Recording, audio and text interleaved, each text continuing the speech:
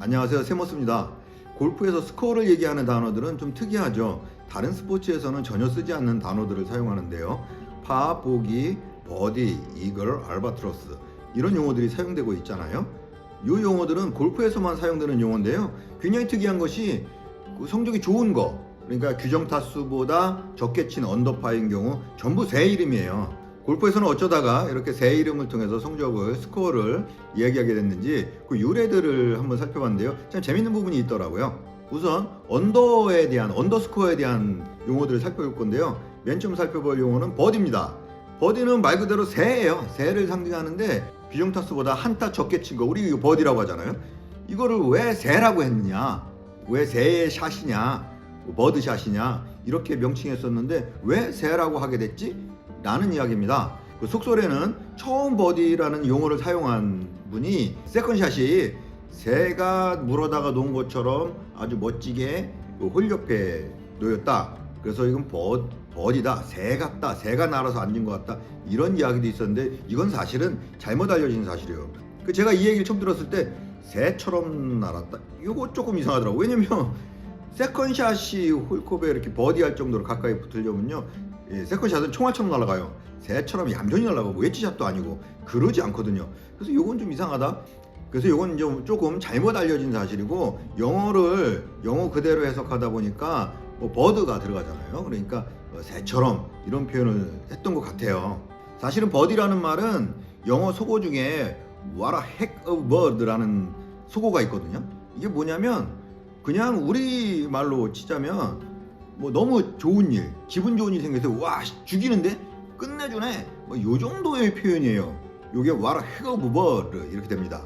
새가 들어가죠. 새하고는 전혀 관련 없는 뜻이에요. 그냥 새의 의미는 없고 그냥 그렇게 우리 죽이네 이렇게 한다고 죽인다는 뜻은 아니잖아요. 그런 것처럼 속어에 그냥 What a heck of bird 이렇게 했었는데 1899년에 뉴저지에서 아틀랜틱시티 골프장에서 스미스 형제라는 분하고 클럼프라는 분하고 같이 골프를 쳤는데, 스미스 형제가 이제 버디라는 단어를 처음 명명한 그런 분입니다. 이 스미스라는 분이 두 번째 세컨샷을 쳤는데 이게 홀컵 옆에 완전히 붙는 아주 환상적인 샷이 나온 거죠.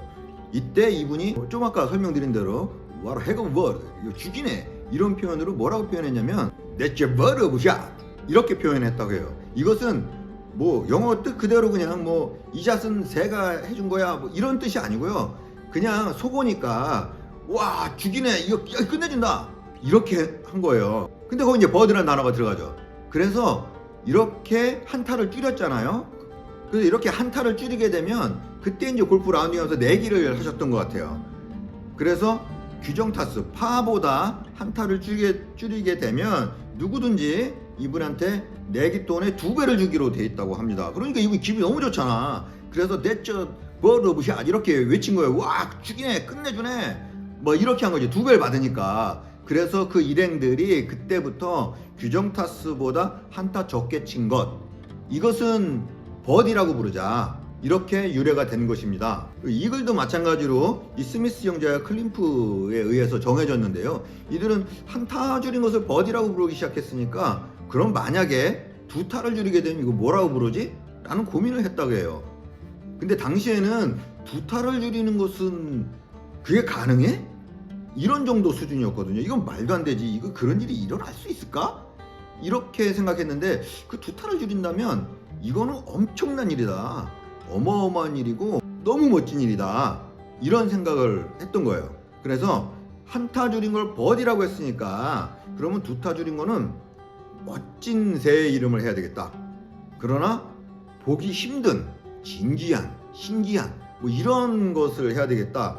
그들이 미국인이잖아요. 그래서 미국의 상징이 그 흰머리 독수리잖아요. 그러다 보니까 우리 미국의 상징이기도 하고 멋진 새 하면 그들은 독수리를 생각했던 거예요. 그래서 2타를 줄인 거는 새 중에서 이 독수리가 왕 아니야? 그래서 최고의 새, 그래서 이글이라고 하자라고 해서 그렇게 부르기 시작했던 겁니다. 그럼 이제 세 번째 알바트로스. 사실은 스미스 형제와 클림프 씨 같은 경우는 알바트로스는 상상을 못했던 것 같아요. 그런 일은 있을 수 없어, 이거 말도 안 되지 라고 생각했던 것 같아요. 근데 세월이 흘러서 실제로 그런 일이 생겼잖아요. 물론 알바트로스가 그 전에도 있었는지는 잘 모르겠어요. 그러나 명칭이 정확히 쓰여진 것은 1935년에 돼서야 이루어집니다. 1935년에 지금 현재 이제 마스터스 대회가 있잖아요. 그 마스터스 대회의 전신이라고 볼 수 있죠. 어거스트 내셔널 이미테이션 대회에서 있었거든요. 당시에 진 사라센이라는 선수가 있었는데요. 이 선수가 마지막 4라운드에서 선두의 세타를 뒤지고 있었어요. 진 사라센은 15번 홀, 마지막 경기에 15번 홀이니까 세타를 뒤졌다면 이건 경기 끝난 거죠. 그래서 우승의 가능성은 거의 없었는데 15번 홀 파5에서 세컨샷이 홀컵으로 빨려 들어갑니다. 이거를 그전에는 정말 어쩌다 한번 있었으니까 다른 명칭은 없었고 그냥 뭐 더블 이글 이렇게 정도 불렀어요. 우리가 보기, 더블 보기 하는 것처럼 이글, 더블 이글 이렇게 불렀었는데 이 대회 때 이 샷을 보고 당시의 언론이나 이런 매체들에서 이걸 알바트로스라고 명명하기 시작했습니다. 알바트로스는 북극에 있는 새거든요. 일반인들이 평생 가야 한번 볼까 말까 한 그런 새인 거죠.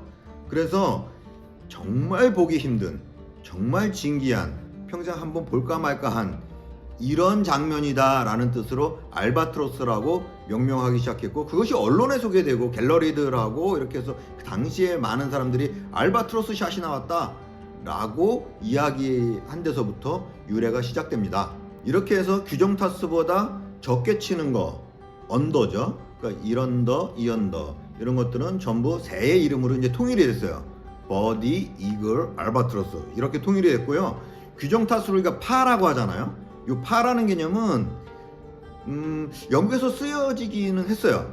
처음에 영국에서 쓰여지긴 했는데 영국에 이제 소설 속에 파라는 개념이 등장하기도 했었고, 그렇지만 그게 규정화돼서 정확히 쓰여진 건 아니에요. 뭐 그라운드 스코어라는 표현도 썼었고 여러 가지 명칭으로 쓰이다가 1911년에 미국 골프협회에서 정확히 파라는 개념을 소개하면서 파라고 규정을 했습니다.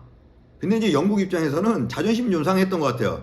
니들이 뭔데 골프에 대한 정의를 니가 하냐? 골프는 우리 건데 뭐 이래서 영국 내에서는 파라는 명칭을 미국이 정했으니까 이거 쓰지 말자 이런 얘기도 있었고요.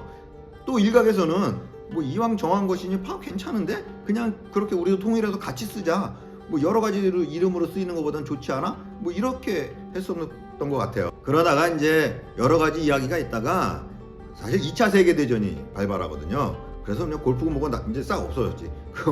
전쟁 중이니까. 세계대전이 끝나고 나서 1925년에 영국 골프협회가 공식적으로 그 규정 타수를 파라고 명칭해서 통일해서 사용하게 됩니다. 그렇게 파가 정해지고요. 보기란 단어는 좀 특이해요. 이 언더, 그러니까 버디, 이글, 알바트로스, 보기, 파 이 중에서 보기란 단어가 제일 특이하거든요. 왜냐면 보기란 단어는 처음에는 파를 의미했어요. 1 오버파가 아니고 규정 타수를 친 것을 보기라고 의미했거든요. 보기란 단어는 그 당시에 영국에서 유행하던 노래 가사에서 따왔는데요.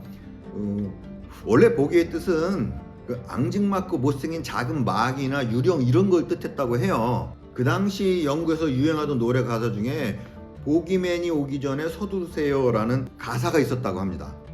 그래서 1890년대에 로드햄 골프장을 총책임자였던 브라운 박사라는 분이 계셨는데, 어느 날 한 대회에서 찰스 윌먼이라는 백작이 브라운 박사에게 그 경기를 관람하다가, 대회 경기를 관람하다가 그런 얘기를 해요.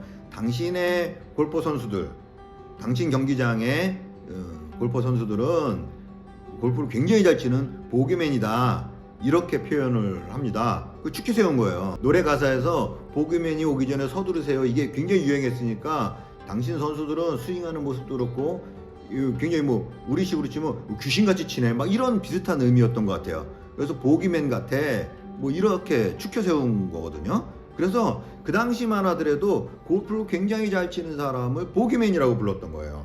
당시에는 파라는 개념이 정립되기 전이니까요. 그라운드에서 적절한 스코어, 지금의 파죠. 파 2분 파 정도를 한 사람들을 보기맨이다라고 부르기도 했고요.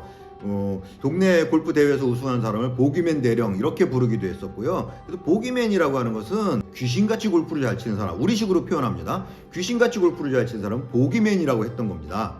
그러다가 1911년에 아까 말씀드린 대로 파라는 개념이 미국 골프협회에서 규정 타수에 맞는 것은 파라고 했잖아요. 그러니까 보기가 갈 데가 없는 거야 이제. 그건 파라고 하는 건데 이렇게 해서 보기맨에서 보기 플레이어 이렇게 했던 것이 귀신같이 잘 치는 사람은 보기 플레이어인 거죠. 그렇게 했던 것이 이제 그러면 한 타 정도 더 친 사람을 보기라고 하자. 이렇게 해서 보기라는 단어가 탄생을 하게 됩니다.